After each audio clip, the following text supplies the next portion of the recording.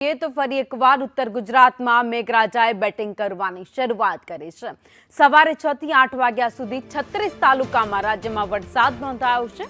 સૌથી વધુ બનાસકાંઠાના દાંતામાં 3.66 ઇંચ વરસાદ વરસ્યો છે। પાલનપુરમાં 2.9 ઇંચ વરસાદ ખાબક્યો તો લાખણીમાં 1.38 ઇંચ વરસાદ વરસ્યો છે। વાત ધાનેરાની કરીએ જ્યાં 1.6 ઇંચ તો વડગામમાં 0.94 ઇંચ વરસાદ વરસ્યો। અમીરગઢમાં 0.79 જ્યારે થરાદમાં 0.63 ઇંચ વરસાદ ખાબક્યો છે।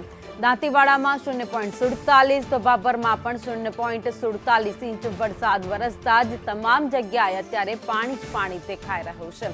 ઉત્તર ગુજરાતમાં બીજી ઇનિંગ હવે વરસાદની શરૂ થઈ ગઈ છે। મેઘરાજા મન મૂકીને વરસી રહ્યા છે। ગત રોજ રાતથી શરૂ થયેલો વરસાદ હજુ પણ કેટલાક વિસ્તારોમાં અવિરત વરસી રહ્યો છે। તો 2-3 દિવસના ભારે ઉકળાટ બાદ હવે વરસાદની શરૂઆત થતા વાતાવરણમાં ઠંડક પ્રસરી ગઈ છે। તો જે ખેડૂતો હવે રાહ જોઈને બેઠા હતા કે ફરી ક્યારે વરસાદ વરસે તે ખેડૂતોએ પણ રાહતનો શ્વાસ લીધો છે। હવામાન વિભાગે આગાહી કરી છે કે આગામી 5 થી 7 દિવસ રાજ્યમાં વાતાવરણ વરસાદી રહેશે। કેટલાક વિસ્તારમાં યલો એલર્ટ તો કેટલાક વિસ્તારમાં ઓરેન્જ એલર્ટ પણ વરસાદને લઈ આપવામાં આવ્યું છે। ત્યારે બનાસકાંઠાના દાંતામાં સૌથી વધુ વરસાદ વરસ્યો છે।